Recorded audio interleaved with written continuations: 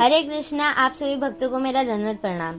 तो हम सब जानते हैं कि इन सारे 12 महीनों में जो एकादशी आती है वो कितनी प्रभावकारी होती है।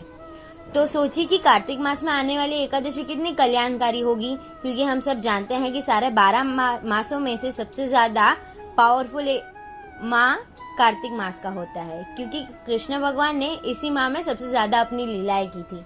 तो इस माह में जो एकादशी आती है उसके बारे में जानना तो बनता है। तो चलिए इस एकादशी के महत्व का ज्ञात करते हैं। तो ये कार्तिक मास में आने वाली एकादशी के शुक्ल पक्ष में आने वाली एकादशी के कई नाम हैं, जैसे देवउत्थानी एकादशी, प्रबोधिनी एकादशी, हरिबोधिनी एकादशी और उत्थान एकादशी।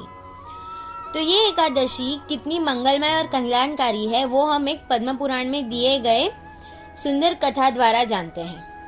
तो हम जानते हैं कि मूषक का स्वभाव कैसा होता है, वो बहुत ही चंचल होते हैं। तो वैसे ही एक बार एक मूषक भोजन की खोज में भगवान विष्णु के मंदिर में जाता है और वहाँ कार्तिक मास में प्रतिदिन अर्पित किए हुए दियों में से एक दिए से वह घी ग्रहण करता है।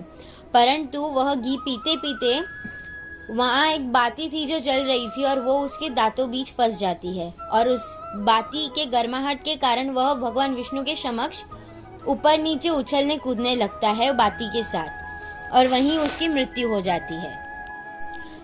परंतु हमारे करुणा के सागर कृपामय कल्याणकारी भगवान विष्णु इतने दयावान हैं कि उन्होंने इस मूषक के अनजाने में की हुई सेवा उछलना कूदना दिए के साथ उसे एक सेवा की स्वरूप में ग्रहण करते हैं और उसे एक सुंदर मनुष्य का शरीर प्रदान करते हैं।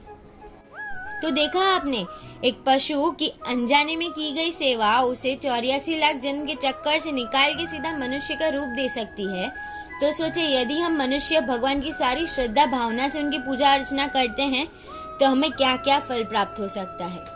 क्या क्या फल प्राप्त हो सकता है, चलिए देखते हैं। पर इस एकादशी के फल के बारे में जानने से पहले हम ये जान लेते हैं कि इसकी विधि क्या है। तो हमेशा की तरह इस बार भी हमें ब्रह्म मुहूर्त में उठकर पवित्र होकर भगवान विष्णु की पूजा अर्चना करनी है, जितना हो सके उतना माला करना है, और सबसे ज्यादा ये ध्यान रखना है कि हम भगवान विष्णु की अर्चना गुलाब के पुष्पों से करें, जिससे वे अत्यधिक प्रसन्न होते हैं। और साथ ही इस दिन पर हमें अपना ज्यादातर समय भगवान की भक्ति में लगाना है। तो अब जानते हैं इस एकादशी के फल के बारे में। तो भगवान कृष्ण ने अर्जुन से कहा कि कार्तिक मास के शुक्ल पक्ष में जो एकादशी आती है प्रबोधिनी एकादशी, और इससे जो फल प्राप्त होता है उसके बारे में ब्रह्मा जी ने जो नारद जी को बताया था वही मैं तुम्हें आज यह बता रहा हूँ। तो जो त्रिलोक में प्राप्त नहीं होता वो हरिबोधिनी एकादशी करने से प्राप्त हो जाता है। पूर्व काल के सारे पाप नष्ट हो जाते हैं देवउत्थानी एकादशी करने से, और पर्वत के समान अखंड अटल पुण्य की प्राप्ति होती है। जैसे पर्वत कभी नष्ट नहीं होता, वैसे हमारे पुण्य भी नष्ट नहीं होते।